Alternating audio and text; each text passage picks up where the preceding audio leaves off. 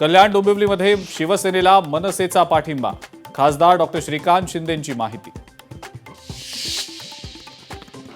कल्याण डोंबिवलीमध्ये शिंदेंच्या शिवसेनेनं आपली bargaining power वाढवली। राष्ट्रवादीचा 1, काँग्रेसचे 2 नगरसेवक शिंदेंसोबत, ठाकरे सेनेचे 4 नगरसेवकही शिवसेनेसोबत जाणार। शिवसेनेचा आकडा 65 वर पोहोचल्याची सूत्रांची माहिती। महाराष्ट्रातल्या गद्दारांना मदत करणार नाही, शिंदे गट आमच्यासाठी MIM। कल्याण डोंबिवलीतल्या मनसेच्या भूमिकेवरून राऊतांची नाराजी, तर KDMC मध्ये मनसे पक्ष नेतृत्वानं स्थानिक नेत्यांवर कारवाई करावी, राऊतांची मागणी। भविष्यात काहीही होऊ शकतं, कोण कोणाची मदत करेल सांगू शकत नाही। मुंबई महापालिकेतील सत्तेबाबत मनसेचे नेते बाळा नांदगावकर यांचं सूचक वक्तव्य।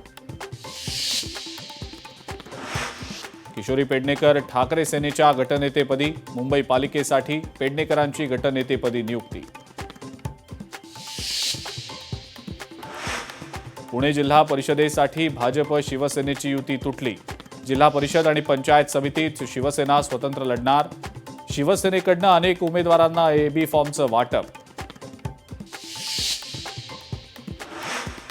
बाळासाहेबांच्या जयंतीदिनीच शिवसेना कुणाची याचा फैसला होण्याची शक्यता।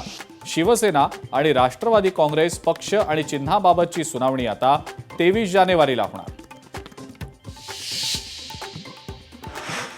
राज्यामध्ये मोठ्या संख्येनं रोजगार उपलब्ध होणार, विविध कंपन्यांसोबत करार। दावोसमधल्या सामंजस्य करारांबाबत मुख्यमंत्र्यांची माहिती। सैनिकांसाठी समर्पित विशेष टपालाचं अमृता फडणवीसांच्या हस्ते लोकार्पण। माझ्याशिवाय देवेंद्रजी पिकनिकला कसे जातील, दावोस दौऱ्याला पिकनिक म्हणणाऱ्या संजय राऊतांना अमृता फडणवीसांचा टोला। पुण्यातील कथित मुंडवा जमीन घोटाळा प्रकरणामध्ये अमेडिया कंपनीचे भागीदार दिग्विजय पाटील यांना दणका। पाटील यांचा अटकपूर्व जामीन फेटाळला, अटकेची टांगती तलवार कायम।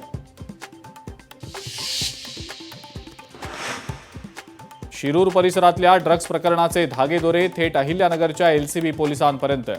श्याम गुजर नावाचा पोलीस कर्मचारी ताब्यात, चौकशी सुरू।